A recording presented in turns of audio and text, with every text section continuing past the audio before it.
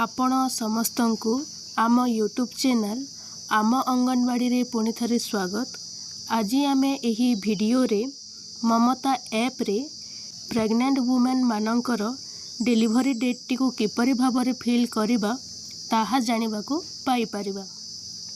तो चलंतु देरी न करी यही वीडियो टी को आरंभ करिनबा।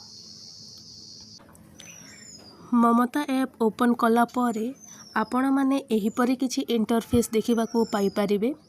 एही पेज रो एठारे आपणकर सेंटर रो डिटेल्स देखिबाकू पाई परिबे एवं एही पेज रो तले आपण एही ऐप रे रजिस्ट्रेशन करिथिबा बेनिफिशियरी मानकर डिटेल्स देखिबाकू पाई परिबे।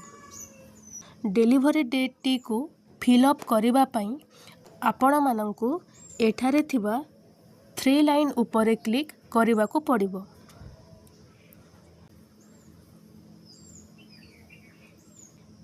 एहा उपरे क्लिक कला परे आपण माने एहीपरि किछि इंटरफेस देखिबा को पाई परिबे। एठारे लिखा होईछि फर्स्ट इंस्टॉलमेंट एवं एहा परे लिखा होईछि सेकंड इंस्टॉलमेंट। आपण माने जानिथिबे जे जणे गर्भवती महिला को सरकारक तरफरु 2 थर पैसा मिली थाए। प्रथमे शिशुर जन्म हेबा आगरू एवं द्वितीय थर शिशुर जन्म हेबा परे। तो आपण माने जणे गर्भवती महिलांकर डिलीवरी डेट टी को फिल अप करिबा पई एठारे थिबा सेकंड इंस्टॉलमेंट उपरे क्लिक करि नेबे।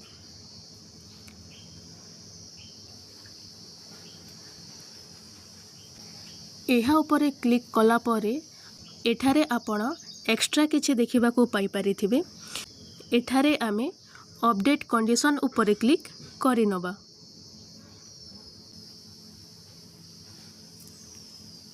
एहा परे एठारे आपणकर बेनिफिशियरी मानकर ना देखिबा को पाई परिबे एवं आपण जे बेनिफिशियरींकर डिलीवरी डेट अपडेट करिबा पई चाहुछंती आपण तांको पाखरे थिबा एही चिन्ह उपरे क्लिक करिनेबे।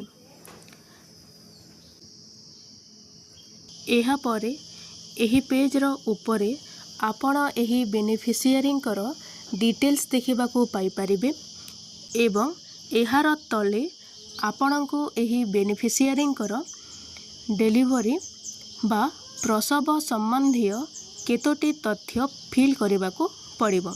जेपरि कि एठारे लिखा होईछि डेट ऑफ डिलीवरी। एहार अर्थ हेउछि जे एही बेनिफिशियरींकर डिलीवरी केबे होइथिला। एठारे आपण सेही डिलीवरी डेट टी को फिल अप करि नेबे।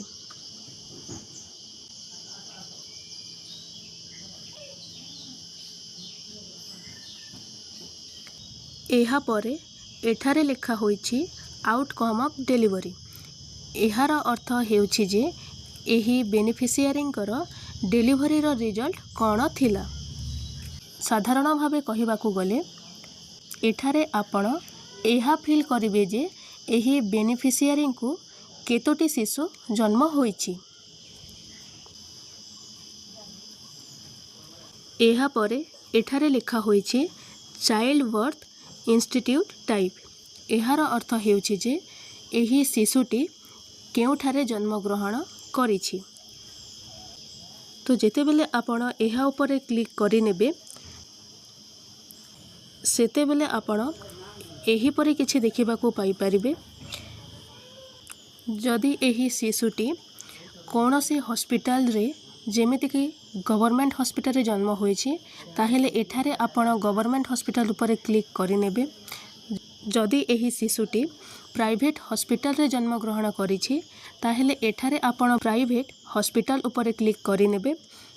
किंबा जदि एही शिशुटी घरे जन्म ग्रहण करिछि ताहेले एठारे आपण होम उपरे क्लिक करि नेबे। सही परि एठारे अन्य केतोटी ऑप्शन मध्य रहिछि। आपण एही शिशुर जन्म ग्रहण करिथिबा स्थान अनुसारे एठारे आपण ताहाको क्लिक करि नेबे।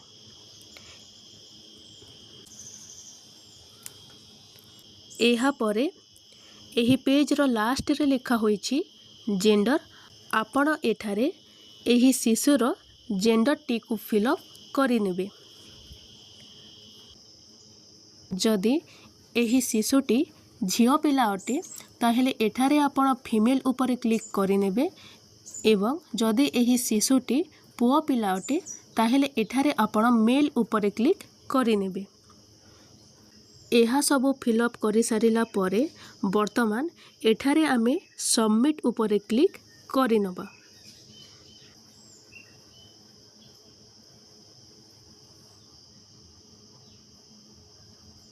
वर्तमान एठारे आपण माने देखिबा को पाई परिबे जे एही बेनिफिशियरी डेलीवरी डेट टी अपडेट हो सारी छी।